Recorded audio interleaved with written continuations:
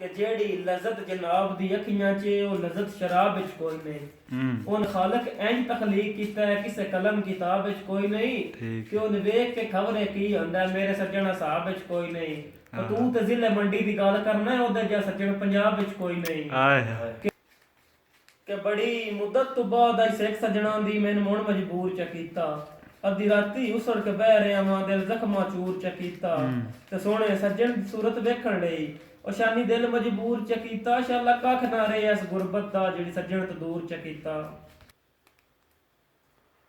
कि गुरबत दियां डूंगियां भंवरां विच जदां बखत दे बेड़े फसे कम ज़रफ़ां हसरत कप छोड़े कमज़ोर संगत दे रस्से सेराई नूं आपे निभावना पौंदा बंदा कहनू की वंज दस्से ते जेड़े हर तकलीफ दा ज़ामन आण उहा ताड़ियां मार के हसे।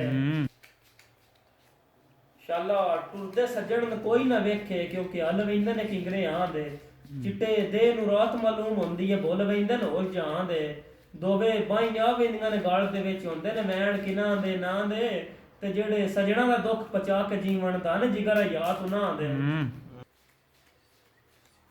तू कूड़ा तेरे लारे कूड़े सन कूड़ी राम कहानी की दसना असी प्रेम पुजारी ये जिंदगी यारी सन जोक लुटानी की दसना जल जल के कस्सां असी बचे मस्सां सन मौत निशानी की दसना असी आप मला साडे पतन ते गार सन डूगे पानी की दस